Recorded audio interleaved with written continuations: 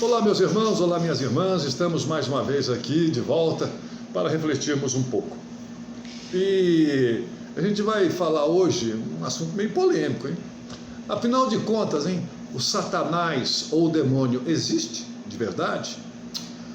E a gente vai utilizar como base para a nossa reflexão o Evangelho de Mateus, capítulo 4, versículos de 1 a 11, onde ele relata quando Jesus foi levado pelo Espírito Santo ao deserto e lá permaneceu durante 40 dias e 40 noites em jejum.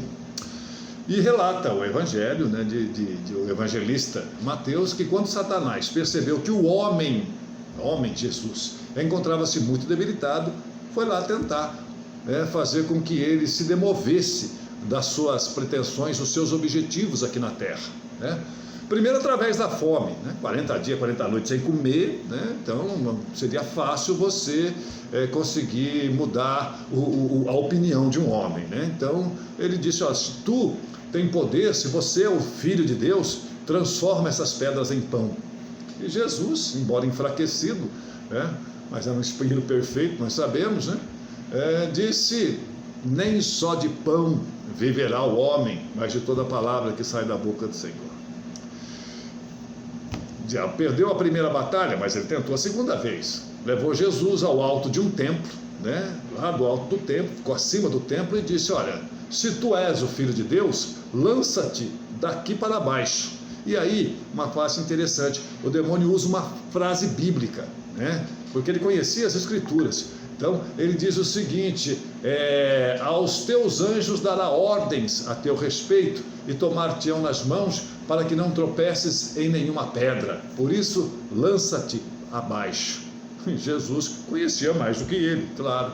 Jesus, então, entendendo que ele usava o Pai para tentar o Filho, disse, também está escrito, não tentarás o Senhor teu Deus. Derrotado, mas insistente, o demônio tentou uma terceira vez, levou Jesus ao monte mais alto, de lá mostrou todos os reinos do mundo e a glória, e disse, tudo isso te darei, se prostrado aos meus pés me adorares.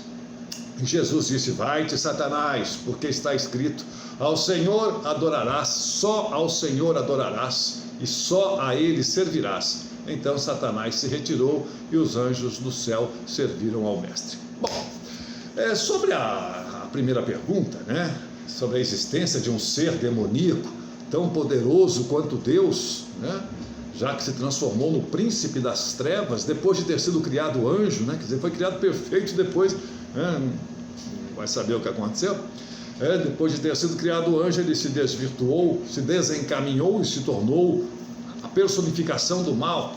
Nós sabemos que o mais poderoso e mais demoníaco ser que existe na face da terra somos nós mesmos, a nossa parte má, a nossa parte que insiste na prática do mal em detrimento do bem, a parte que renega o bem.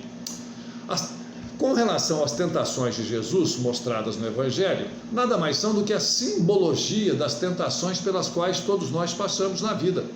Até mesmo Jesus, para poder simbolizar o espírito mais perfeito que já houve entre nós, para organizar a evolução espiritual da Terra, quis mostrar que também ele sofreu a influência da matéria quando encarnado. Porém, como espírito perfeito, Jesus não sucumbiu perante o demônio, Jesus não sucumbiu perante os prazeres efêmeros e venceu as tentações próprias do homem comum que habita o mundo atrasado espiritualmente. A intenção dessa parábola, dessa história, era levar o ser humano, tempos depois, a refletir, sobre a nossa conduta perante as tentações na nossa vida, perante as demoníacas tentações que nós todos os dias nos deparamos. Então, essa nossa conduta vai nos fazer ver se nós estamos valorizando mais a matéria do que o espírito, de acordo com as nossas atitudes. Então, nem só de pão viverá o homem, disse Jesus. Claro, o demônio, que aqui simboliza a ignorância do mundo, tenta fazer com que Jesus esqueça as suas obrigações espirituais, para preocupar-se com a sua vida material, ou seja, deixar o espírito sempre em segundo plano. Geralmente nós fazemos isso todos os dias. Nossa preocupação primordial é sempre cuidar dos interesses do corpo, ou seja, comer, beber, dormir, fazer sexo, descansar. Nós deixamos de lado o aculturamento, o aprendizado, o estudo, o desenvolvimento da inteligência e principalmente o desenvolvimento da moral. Por isso, não raro, a dor nos obriga a buscar consolo nos templos religiosos, nas casas espíritas, onde além do benzimento, além da água benta, além da água fluida, além dos passes, das palestras, nós aprendemos a necessidade de estudar, de aprender. Só que a gente, pegando o centro espírita como exemplo, só que a gente fica contando os minutos para que a palestra acabe, né? Nossa, vai acabar nunca essa palestra hoje, né? Porque está pensando aonde? Está pensando na festa, está pensando na novela, está pensando no futebol, no Big Brother. Pensemos então o quanto nós poderíamos ter de paz e tranquilidade se nós tivéssemos como objetivo primordial da nossa vida o espírito e não a matéria. Por isso, nem só de pão da matéria deve viver o homem, mas principalmente da busca do seu desenvolvimento espiritual. Vai-te, Satanás, porque está escrito: ao Senhor teu Deus adorarás e só a Ele servirás. O que é servir aos interesses de Deus? Não é ficar orando o dia inteiro, não tornando-se santo, fanático, né? Que mais?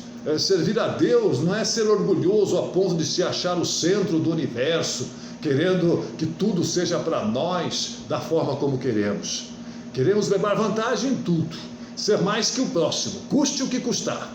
Mas adorar a Deus significa trazer, ou melhor, fazer e querer para quem está ao nosso lado o que queremos para nós mesmos.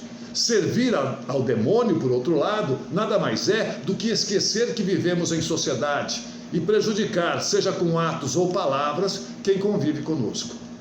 O orgulho é o pai de todos os nossos problemas, porque ter poder não é errado. Errado é fazer dele um meio para oprimir quem está abaixo de nós. E não é só o poder financeiro que eu falo, não, né? Nós falamos também do poder moral, quando o marido oprime a esposa, quando os pais oprimem seus filhos, esquecendo-se do diálogo, quando nós humilhamos os mais pobres e os mais humildes, porque todo poder deve ser exercido com humildade e sensatez, e isso só se consegue se o interesse do espírito estiver acima do interesse da matéria. Não tentarás o Senhor teu Deus, disse Jesus. Olha, muitos de nós acreditamos que frequentar uma casa religiosa, só por esse fato nós já podemos barganhar com Deus. Vou na igreja, vou no templo, vou no centro, pago dízimos, faço promessas, por isso Deus tem que ser fiel a mim, Deus tem que ser fiel aos meus desejos, ter a obrigação de me proteger contra os males da vida. Nananina não, como diria as minhas netinhas. Nananina não. Lê do engano. Deus não tem obrigação nenhuma conosco, né? Pois irmos a uma casa religiosa não fará bem a Ele, fará bem a nós, porque Ele é o Pai, Ele é o Criador. Então, ir a uma casa espírita, ir a uma igreja, ir a um templo, não faz bem para Deus, faz bem para nós. Então, e às vezes a gente, por ignorância, nós escutamos o palestrante, o padre, o pastor falando, mas não modificamos os nossos hábitos. Entra por um ouvido, sai pelo outro. E não modificamos absolutamente nada. Até damos comida para os pobres, visitamos asilo, orfanatos, participamos de lives, fazemos doações, mas continuamos um tirano doméstico, um mau trabalhador ou um patrão avarento. Deus não fará nada, porque Ele não conta com a nossa colaboração.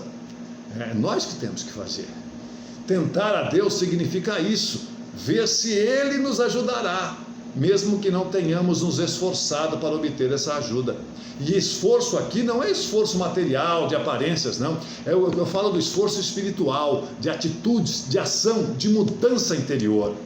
Devemos ser responsáveis pelos nossos atos, e se agirmos insensatamente, sofreremos as consequências. Se agirmos com boa vontade, procurando hoje sermos melhores do que ontem, com certeza Deus aí sim fará a sua parte, inspirando-nos o melhor caminho e dando-nos forças para vencer os nossos obstáculos, porque o mérito da ação precisa ser nosso. Com inspiração de estudos do Grupo Espírita Apóstolo Paulo, encerramos essa reflexão de hoje. Muita paz, muita luz, e desculpa pelo tamanho que hoje eu exagerei um pouco. Muita luz.